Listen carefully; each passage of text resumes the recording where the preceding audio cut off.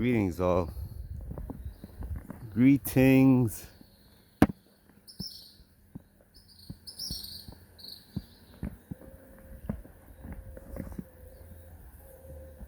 I woke up a little earlier than I got out of bed actually a little earlier than normal. So instead of staying in the house, I decided to go for a little walk. And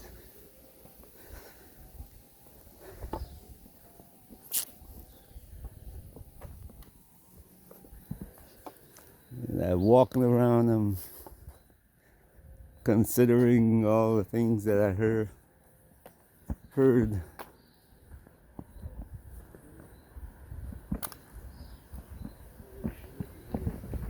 the news reports. Morning.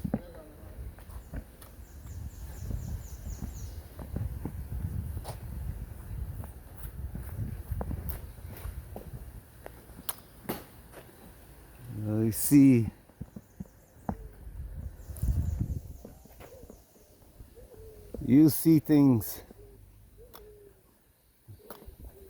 on a daily basis that you never really pay attention to. Your brain records it.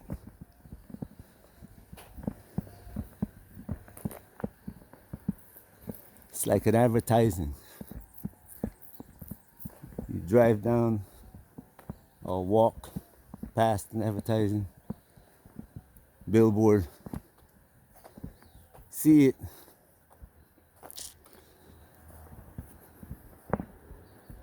and it doesn't, as people would say, ring a bell.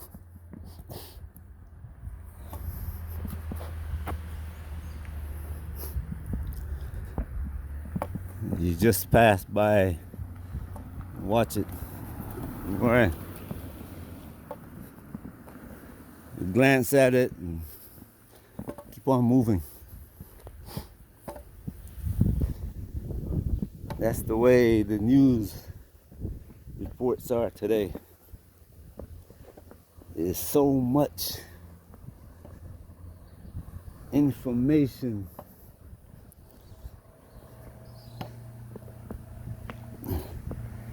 that few people want to really pay attention to what they're seeing, because it can drive you crazy. Here you are trying to get food and clothing and shelter,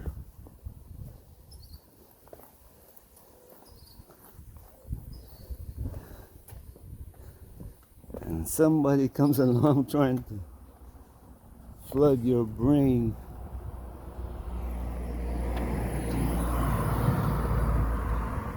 with information that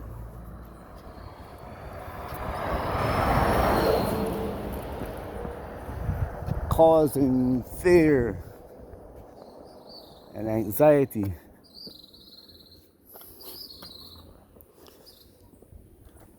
But that's the way it is. Good morning. Hey, how you doing?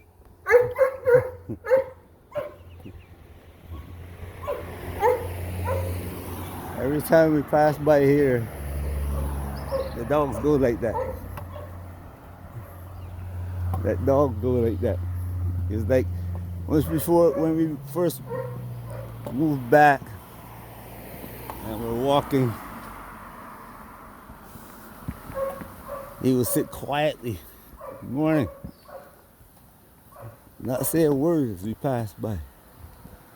Then we would stop and say, hello, how you doing? And then from down, after about 3 or 4 times of us just saying hello, the dog just get up and the same thing you just heard.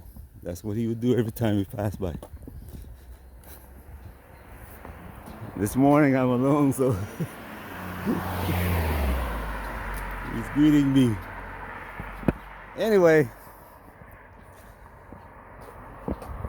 amongst all these things, you see, the world, peoples don't realize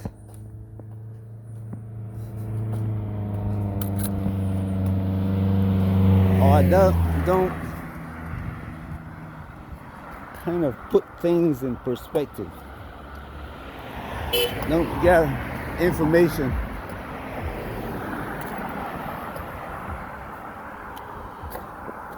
They don't gather information and say, this piece fits into the puzzle of what's happening today. That piece fits into the puzzle of what's happening today. That piece fits into the puzzle of what's happening today.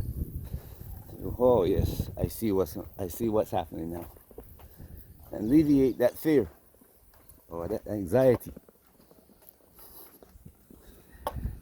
One of the things that I can give you a little example is that I don't know if you are familiar with what they're calling reparations, where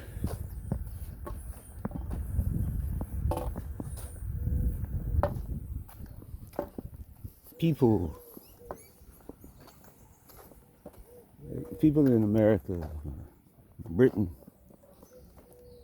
even the African nations now are beginning to look at these things. And so, we want to be a part of this reparations because the colonizers did this to us. So they have joined and taken this thing to the United Nations, the issue to the United Nations. But you have a whole nation of people who are saying, I don't have anything to do with reparations. I didn't enslave you.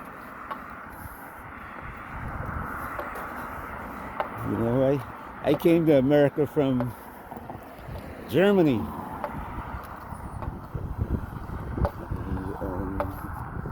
My grandfather didn't own slaves.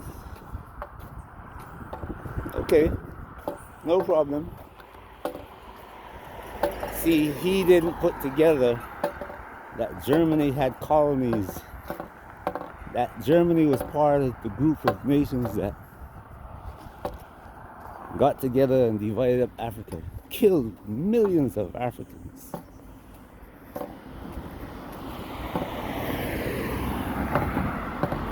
He refuses to look at that part. And that wealth helped to give him the education that he got in Germany.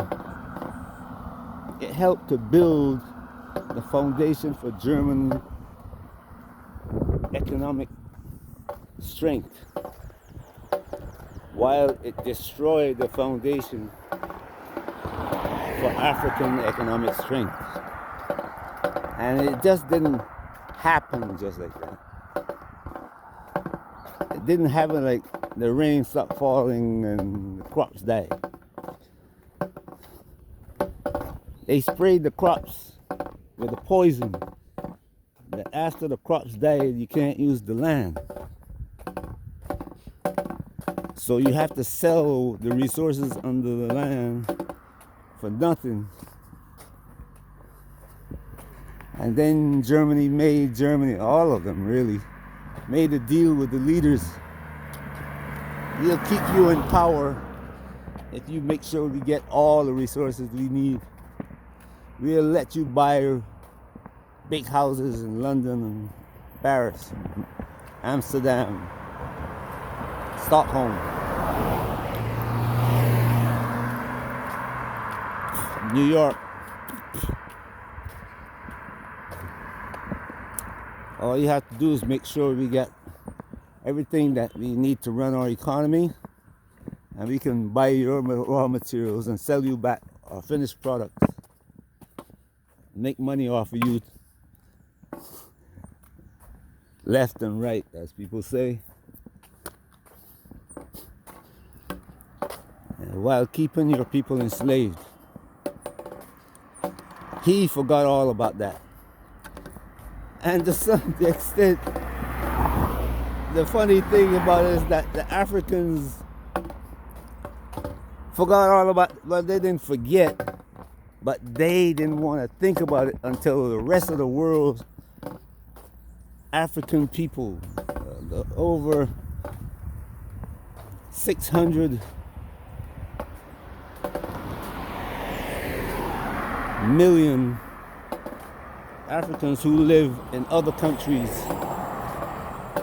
stood up and say we want reparations. Then the Africans join in,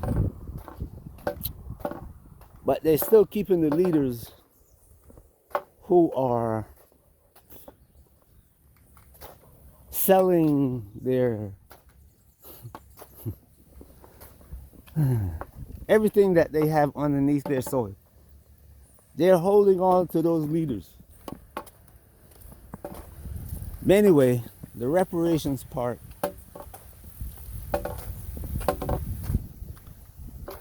Caucasians all over the world say we're not paying reparations. Forgetting, they're trying to get us to forget that what they have was built on what they took from people of African descent. Whether it be direct slavery, like our foreparents in the Caribbean islands and South America and Brazil and Argentina and Chile, Mexico, Canada, North America,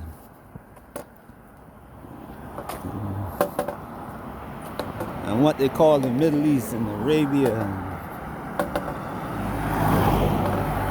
See, they don't want to think about that. Now, if you think about that, really, you will see that the war being fought now is over this same thing, the control of that wealth. America is trying to stay at the top, the want to be the nation who decides who gets what and how much of the wealth generated from Africa and other poor nations with black people.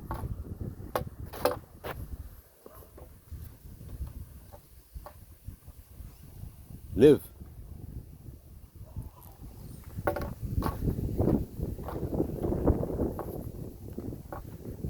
It's all about them. Those three, the Arab,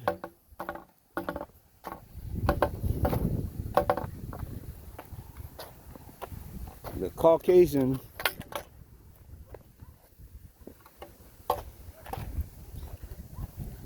and the Jew, who is actually a Caucasian, but he's a mixed up person, because at his foundation,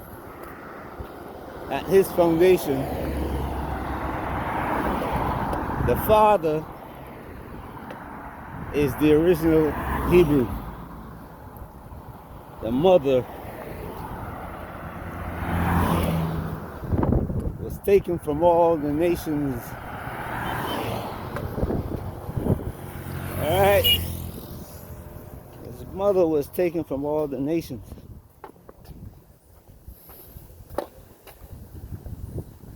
And now, right?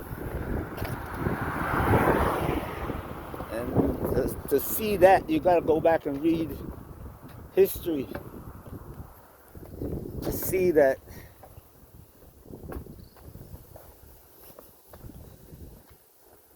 even if we go back to Rome, you'll see that when Rome,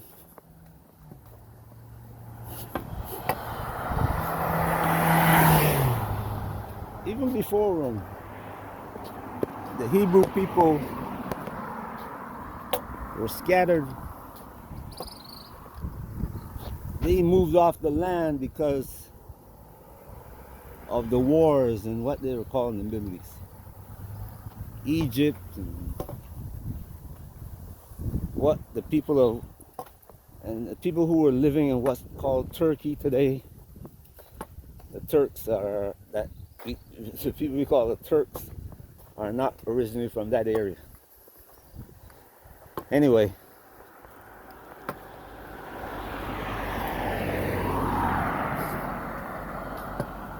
these people who came out of Egypt and Ethiopia, well, it was called Ethiopia, Egypt and Ethiopia, came out of Egypt, straight out across what is called the Middle East.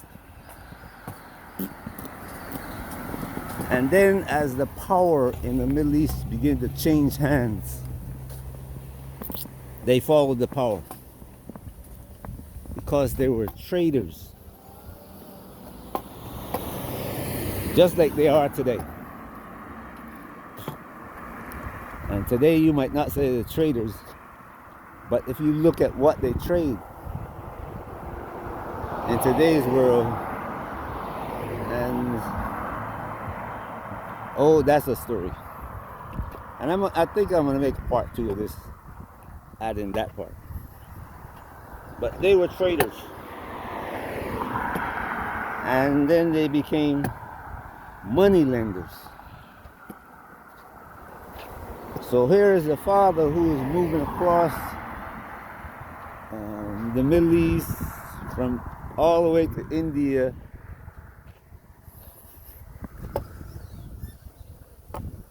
From India, and in some cases even to China, actually. Oh yes. Anyway, Middle East, from India all the way to Russia. Coming back from India all the way through what they call Europe today. But including a huge part of Russia, not the Russian East, but what is called European Russia, part of Europe.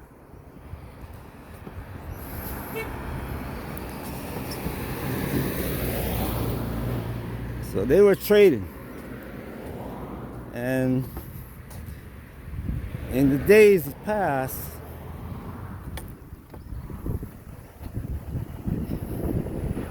armies were not just what you see today. Well, as a matter of fact, today's army have become what you used to see in the past. Because, and you see in America, when America went to Iraq, all these private corporations, which included what? Who? Private corporations owned by who? They ended up in Iraq. They were feeding U.S. soldiers. They were the people who were selling, who were owned the business that supplied the U.S. military in the Middle East. If you look at what happened to the military supply system in the Middle East, how Iran destroyed it and put the lives of thousands of U.S. soldiers, Marines, and Navy people in jeopardy. You see, you got to put together that story too. You got to read and comprehend it. Instead of getting fearful, they say, oh yeah, now I see how this thing is going and why it's going like that. But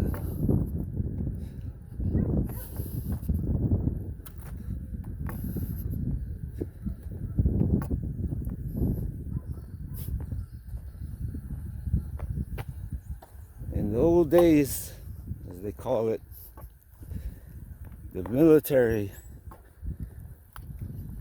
you would have, let's take Rome for instance, 50,000 soldiers.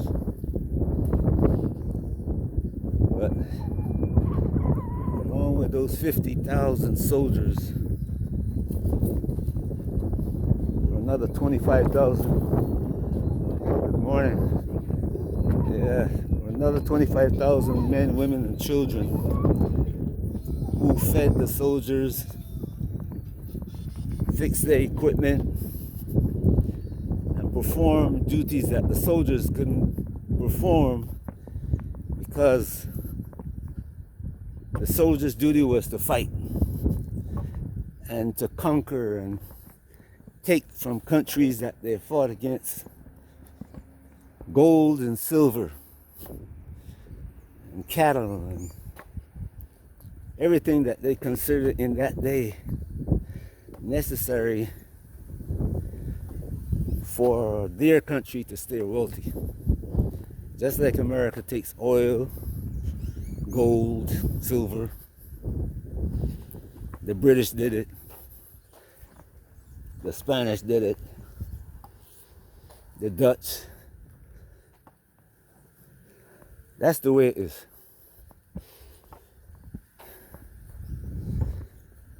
So,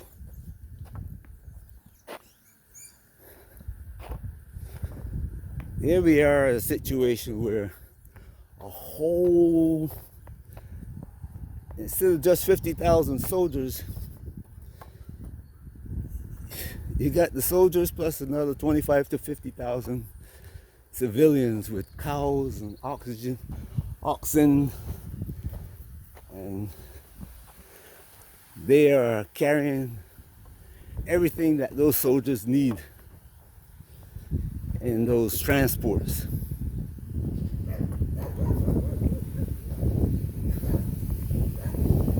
So you got a people who is army, and then you got the money lenders who are traveling with you, the people who are selling the food and all that, traveling with you. If you go back through British history and French history, you'll see that throughout Europe, they found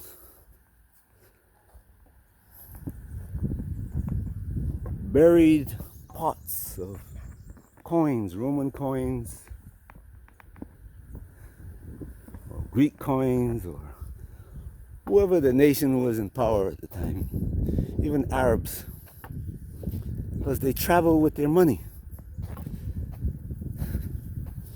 And the money lenders had their pot.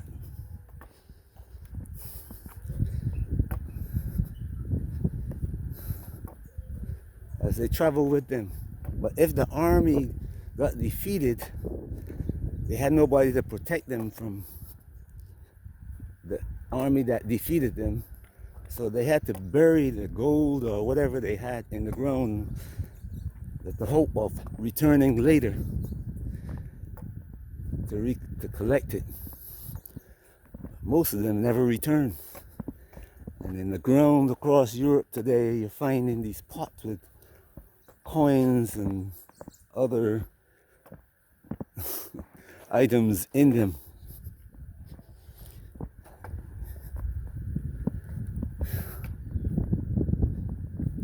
That's the way it was. It still is today, but only the money system is what they call fiat, paper or digital money, where you can transfer money, transfer numbers, but you don't really need any physical representation, whether it be gold or silver or anything like that. You're just transferring numbers.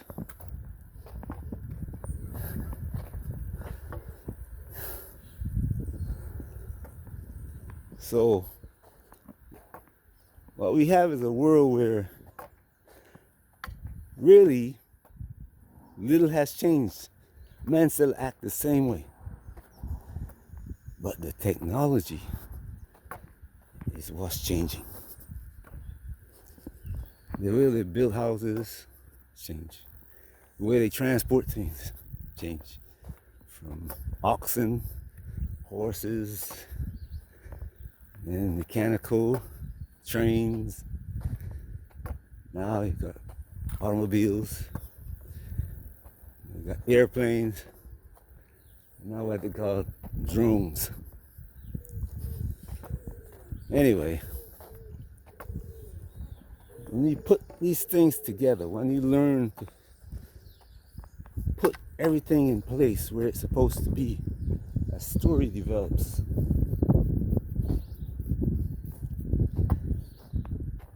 And if you look at the news today, the story has come to a place where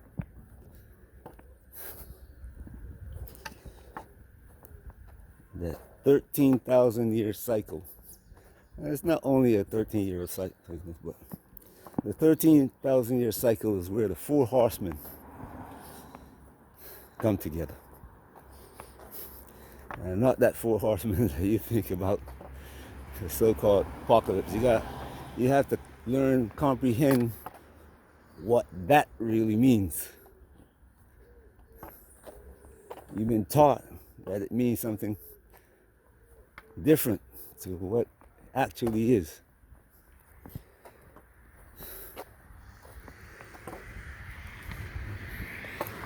The 13,000-year-old period is when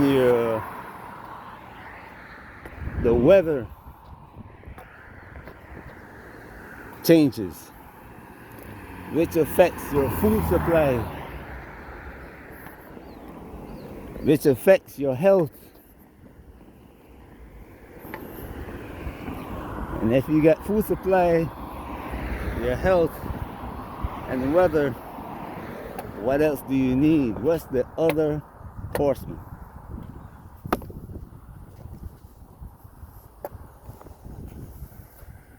War. People fighting, man fighting for the little resources,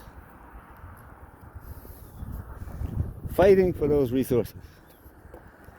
In between that 13,000-year period, you're still getting disasters, but not throughout the whole planet like it is today. It might happen in the east, it might happen like the flood of the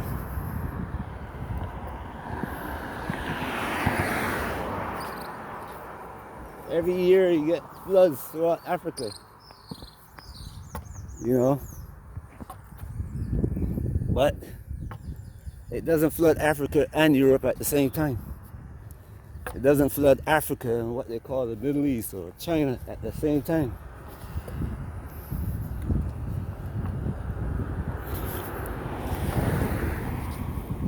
Springtime across America used to have huge firestorms. Your fire would destroy acres and acres of trees and leave the ground open for new growth. Right? Leave the ground open for new growth. But it didn't happen everywhere at the same time. What we are having today is everywhere on the planet. The four horsemen they're all reigning everywhere. Anyway, I'm gonna end this part here and then make a part 2. All right, peace.